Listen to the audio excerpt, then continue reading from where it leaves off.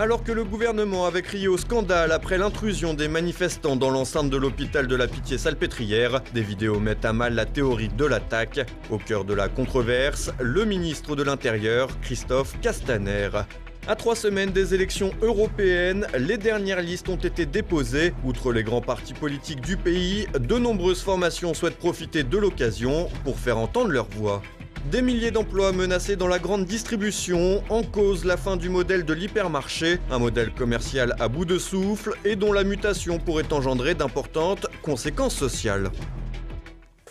Madame, Monsieur, bonsoir. La Pitié-Salpêtrière, un modèle de désinformation gouvernementale. Au lendemain de la manifestation du 1er mai, des vidéos et des témoignages infirment la thèse d'une attaque de l'établissement hospitalier.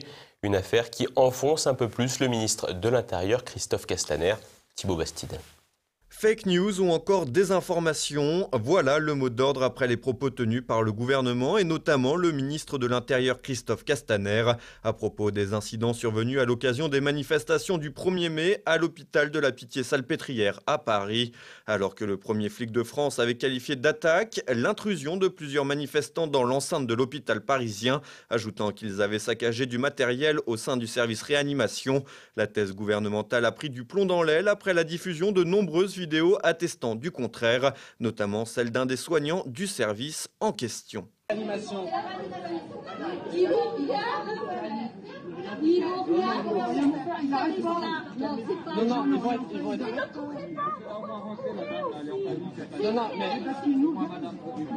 Non, mais là, oui, mais là, on est avec vous et ils vont rien faire. Non, monsieur. Non, monsieur. C'est la réanimation, il y a des gens qui sont en train de mourir. Non, justement, faites pas ça et ça va bien se passer, d'accord? Non, mais là, ils sont pacifistes avec vous, tout va bien se passer. Pas d'intrusion, pas de saccage et pas de violence, mais plutôt des manifestants en train de fuir. Un mouvement de foule pour se réfugier dans l'enceinte de l'hôpital afin d'échapper probablement aux charges des forces de police ou à l'air saturé de gaz lacrymogène.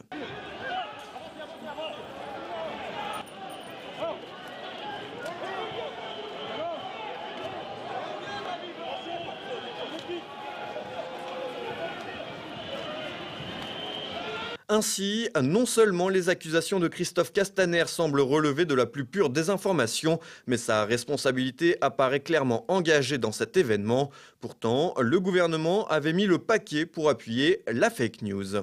Je voudrais dire combien le fait d'entrer dans un hôpital alors qu'on est en train de manifester, le fait de vouloir entrer dans des salles, qu'on sache ou non quelles sont des salles de réanimation ou des salles de soins, est idiot et au fond scandaleux. Venir perturber le fonctionnement d'un service public hospitalier de cette façon est totalement irresponsable.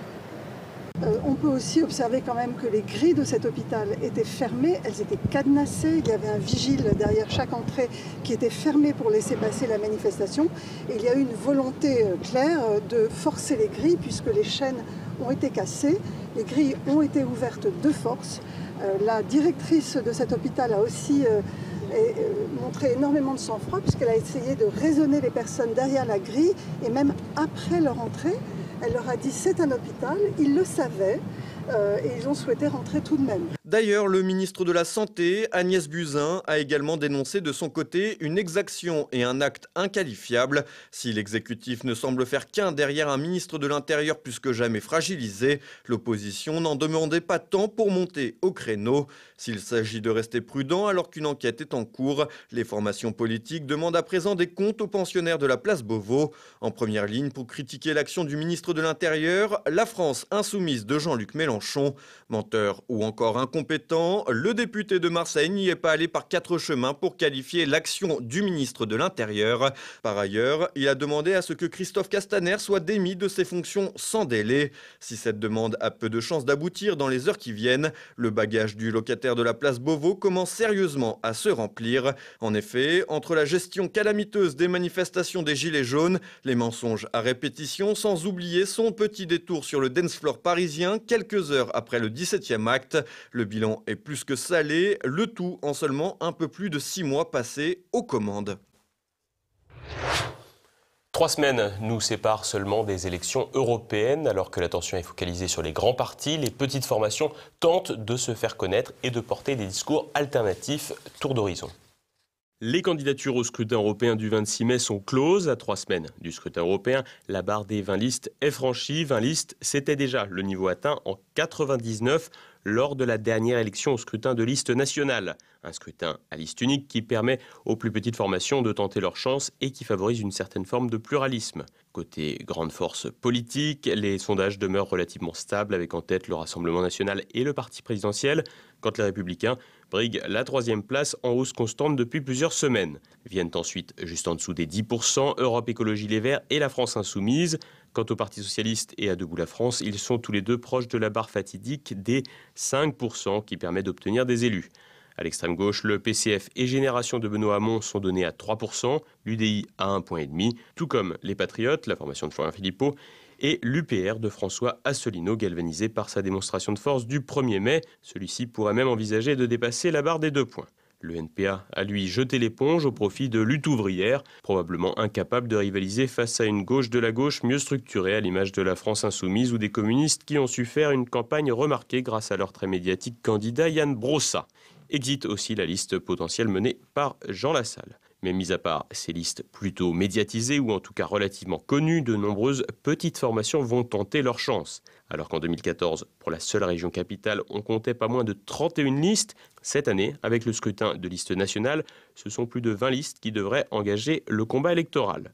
En 2014, dans 8 circonscriptions, 193 listes étaient présentées, soit environ 24 en moyenne. Parmi celles-ci, une vingtaine avaient obtenu moins de 500 voix, quand 3 se situaient en dessous de 10 suffrages. Le grand nombre de listes en France peut paraître paradoxal au vu de la faible participation et d'un certain désintérêt pour ce scrutin. Mais ces élections sont surtout l'occasion pour des petites formations de faire des bons coups. Côté liste alternative, il y a longtemps été question de gilets jaunes, mais ce mouvement populaire connaît des difficultés à se transformer électoralement. 3 listes jaunes auraient été déposées, dont une avec le troubadour Francis Lalanne et une avec Christophe Chalençon. Parmi les autres petites formations, on retrouve des habitués du scrutin comme l'Alliance Royale, le Parti fédéraliste européen, le Mouvement européen démocratie espéranto.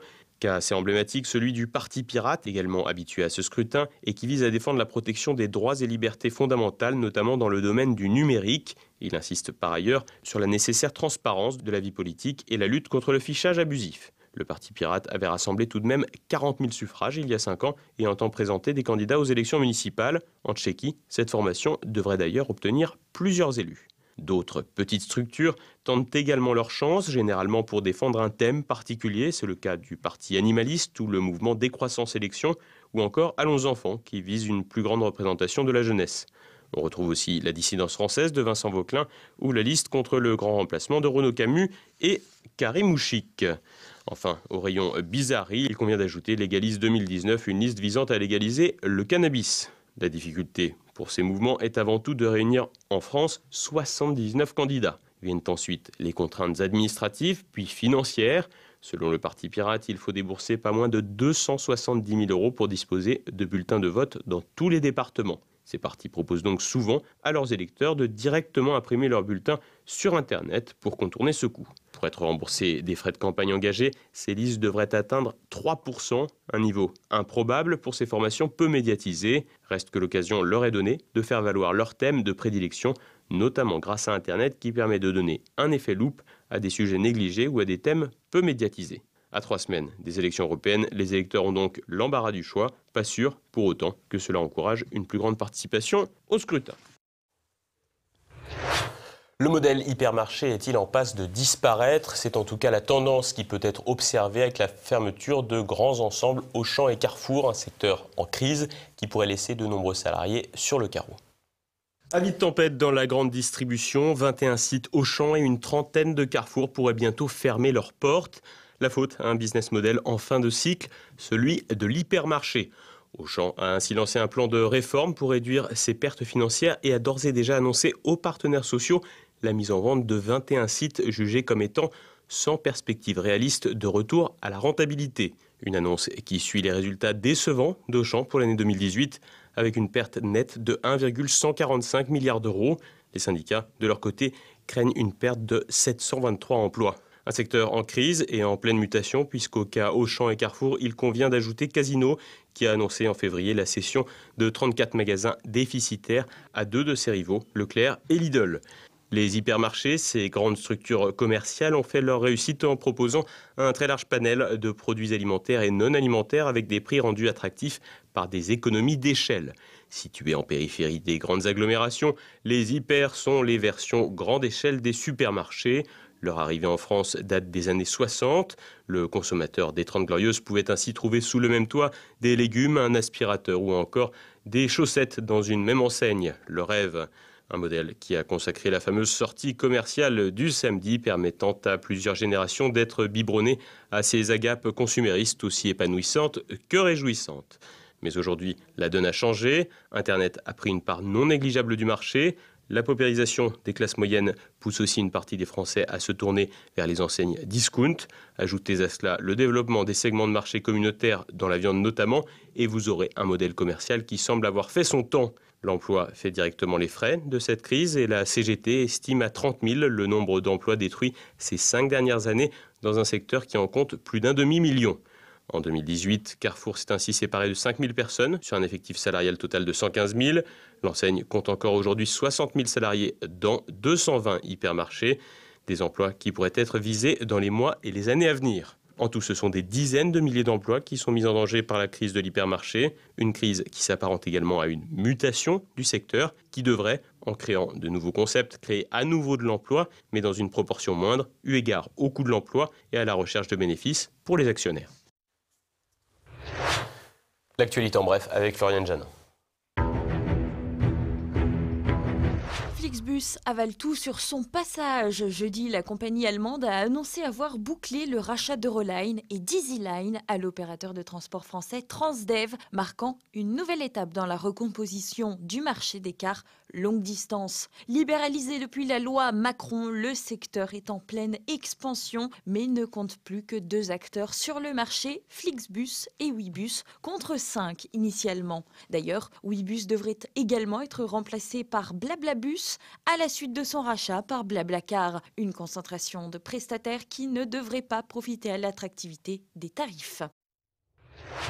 Un costard judiciaire pour Jack Lang. Une enquête préliminaire a été ouverte par le parquet de Paris pour abus de biens sociaux contre le président de l'Institut du monde arabe. L'ancien ministre de la Culture s'est vu offrir pour près de 200 000 € de costumes en cadeau entre 2013 et 2018. Lors de la révélation de cette affaire, l'avocat de Jack Lang avait reconnu que son client s'était bien vu offrir des costumes par la société Smalto, mais à l'initiative du créateur.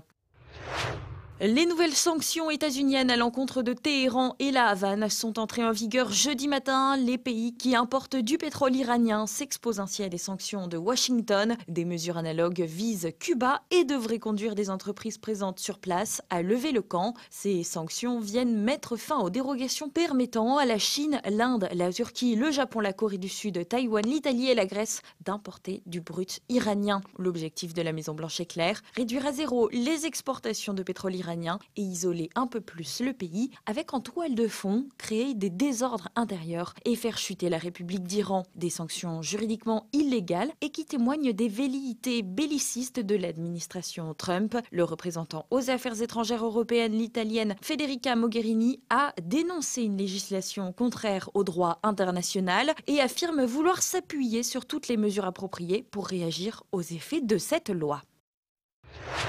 Woody Allen, rattrapé par MeToo, le célèbre réalisateur new-yorkais s'est vu refuser son projet de mémoire par 4 maisons d'édition majeures, en cause les accusations d'abus sexuels lancées par sa fille adoptive en 1992. Des faits pour lesquels 2 enquêtes avaient été menées puis abandonnées dans les années 90. En juin 2018, la polémique avait été relancée à la faveur du phénomène MeToo. Depuis, le célèbre réalisateur se voit régulièrement attaqué et a poursuivi Amazon pour rupture abusive de contrat, alors que le géant du numérique avait mis fin à un accord de production. Gueule de bois pour 2 voleurs. 2 individus qui ont tenté de voler des bouteilles d'alcool dans une épicerie ont amèrement regretté leur geste. Pris la main dans le sac par le gérant, ils ont été contraints de boire l'ensemble de leur larcin. La personne que l'on suppose être le gérant du point de vente a d'ailleurs filmé la scène et posté les vidéos sur le réseau social Twitter. Bois. Non, Parce que toi, ouais, c'est un truc de ouf. Bois encore, wesh. C'est du bois. On va avoir mal au ventre. Bois, fils. T'aimes bien voler, hein? Bois.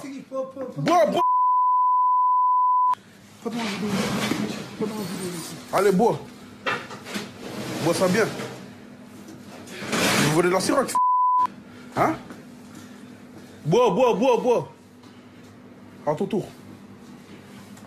Les vidéos visionnées par des centaines de milliers d'utilisateurs ont suscité l'indignation de nombreux internautes, plusieurs n'ayant pas hésité à immédiatement les signaler à la police nationale. Aya Nakamura s'offre le château de Fontainebleau. La chanteuse aux paroles difficilement compréhensibles par le commun des mortels a tourné son dernier clip intitulé Pookie dans la galerie de Diane et la galerie des Serres. Pour la réalisation de cette vidéo, Aya Nakamura a dû débourser quelques milliers d'euros. Ce n'est pas la première fois que le château de Fontainebleau accueille des chanteurs. Avant Aya Nakamura, Lana Del Rey ou encore Pharrell Williams avaient réalisé leurs vidéos dans la Royal Demeure au sud-est de Paris. Chewbacca est mort. L'acteur incarnant le célèbre guerrier Wookiee copilote Dan Solo à bord du fameux Faucon Millenium, Peter Mayhew, est décédé à l'âge de 74 ans.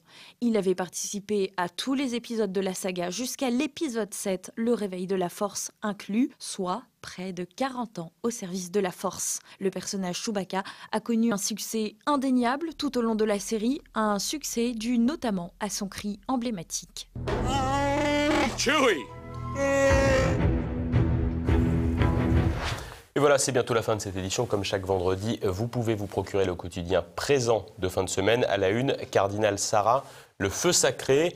Au programme de votre fin de semaine également, le samedi politique, Élise Blaise reçoit Nicolas Dupont-Aignan, président de Debout la France et tête de liste pour les élections européennes. Ils reviendront ensemble sur le mensonge de Christophe Castaner quant à la fausse attaque de l'hôpital de la Salpêtrière, sur les causes de l'incendie de Notre-Dame et sur les élections européennes du 26 mai prochain. Ce qui a été fait sur l'hôpital est scandaleux. On voit que le pouvoir, Emmanuel Macron et Christophe Castaner, en fait, ont une jouissance maladive à la violence, à la division, au pourrissement. Et comme il n'y avait rien eu ce week-end, il fallait inventer quelque chose. Alors ils ont inventé cet épisode de la Salpêtrière. C'est la fake news permanente. Et c'est terrible parce qu'en fait ce pouvoir ne se maintient au pouvoir qu'en manipulant l'opinion. D'ailleurs il a gagné l'élection en manipulant l'opinion. Dimanche, Jean-Pierre Maugendre vous donne rendez-vous dans un terre de mission consacré au projet de canonisation du professeur Jérôme Lejeune. Et tout de suite, la France de Campagnol de Christian Combaz. C'est maintenant la fin de cette édition. Merci de votre fidélité. Bonne fin de semaine à tous. À lundi. Bonsoir.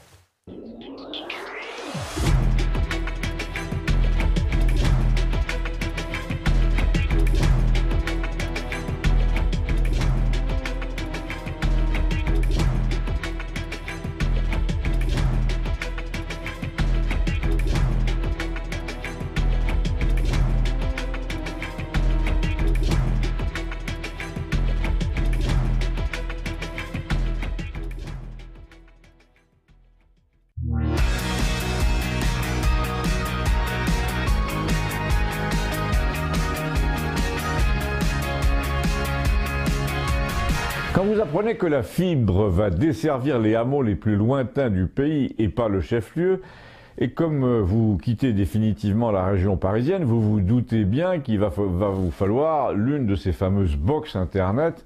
Je veux dire une boîte, c'était tellement plus simple de les appeler comme ça au début, il y a 10 ou 15 ans, qu'on se demande pourquoi le gouvernement n'a pas imposé l'usage du mot boîte en français par décret, sous peine d'amende, mais bon, c'est pas le sujet. Mais d'ailleurs, j'ai la réponse, c'est parce que le gouvernement est en fait dans la main des opérateurs de la boîte et pas le contraire. Donc, vous allez sur Internet avec l'aide de votre portable, qui vous sert à ça depuis le début, et comme avec le portable, vous êtes chez un opérateur qui commence par un B, vous vous dites, je vais commander une box, une boîte de chez eux. Et vous regardez les tarifs chez un revendeur, on vous dit, faites le test d'après votre numéro, et après, on s'occupe de tout, seulement je n'ai pas de numéro. Alors qu'à cela ne tienne, je donne celui du voisin, direct de chez moi, au village, avec lequel j'ai une bonne relation, et puis il s'agit de toute façon que d'un test anonyme. Test concluant. Dans leur jargon, ils appellent ça éligible à la VDSL, ce qui est un anglicisme, un de plus, parce qu'en français, on est éligible quand on est désigné pour occuper une fonction par un vote, mais il faut croire que tout le monde s'en fout, et surtout les gens qui vendent des box. Enfin, qui prétendent vendre des box. Alors, la scène. Bonjour monsieur, lourd accent. Je me présente. Patrick. Qu'y a-t-il pour votre servir? Qu'y a-t-il pour votre service? Eh bien, je voudrais installer une box de chez B. Nous prenons tout en charge. Parfait monsieur. Quelle est votre adresse? Ah, je vois que vous êtes déjà client mobile. Je vais recopier vos coordonnées. Donc le type très poli a un accès à votre dossier chez votre opérateur. Ça fera une seule adresse de prélèvement, dit-il. Et en effet, comme annoncé, ça se passe très vite. Le monsieur à l'autre bout vous dit voilà votre numéro de dossier et vous allez recevoir le matériel, le temps. On choisit un point relais dans la ville voisine et le technicien viendra le temps entre 8 et 10 heures. Parfait. Le jour de la livraison du matériel, vous téléphonez pour savoir s'il est arrivé dans le point relais. On vous dit non. Le lendemain non plus. Donc, avant l'arrivée du technicien, vous téléphonez à B, la maison mère, pour savoir où en est votre dossier, et vous donnez le numéro, et vous dites c'est un certain Patrick qui a pris la commande. Mais il n'y a pas de dossier. La demande n'a jamais été enregistrée. Personne chez l'opérateur ne connaît d'ailleurs le revendeur, même pas le chef de service. Je dis quand même, c'est très grave. Un type avec un lourd accent me demande mon numéro de carte bleue en votre nom, et me donne un numéro de dossier, et vous ne connaissez pas l'entreprise. Et maintenant, vous me dites qu'il n'y a pas de dossier à mon nom, donc j'en déduis que vous laissez des gens comme ça commettre des escroqueries à la carte bleue en se prévalant d'un partenariat avec vous. Toutefois, ces gens avaient l'air quand même d'avoir accès à votre serveur client, puisqu'ils savaient qui j'étais, où j'habitais, quelle était mon adresse électronique, et d'après mon numéro de mobile. Je vérifie, il vérifie, le type de chez B, on entend des conversations, le type revient et dit « Oui, en effet, apparemment, c'est l'un de nos revendeurs, mais il n'y a pas de Patrick, c'est un certain Rachid qui s'est occupé du dossier. » Donc ça, je m'en doutais un peu. Donc le type avait menti sur son prénom pour mieux vendre des contrats, mais il paraît que c'est assez fréquent. En tout cas, lui, il avait fait son travail. Et vous, chez B, vous avez annulé le dossier, je vous entends depuis une minute, vous qui m'écoutez, vous vous demandez pourquoi il nous embête avec ces histoires d'abonnement Internet. Tout le monde connaît ça, il n'y a rien de spécial à Campagnol. Ben si, il y a plusieurs particularités en campagne, et vous allez voir. En tout cas, chez nous, c'est que nous n'avons pas de numéro de rue, et parfois pas de nom de rue, et la mienne fait 30 mètres de long. Mais les robots de chez B, comme tous les robots d'ailleurs, y compris ceux qui nous gouvernent, ça leur déplaît fortement. À la limite, ils préféreraient que vous déménagiez pour une adresse qui rentre dans le formulaire. C'est tout juste si on ne vous traite pas de gilet jaune parce que vous habitez une rue sans numéro.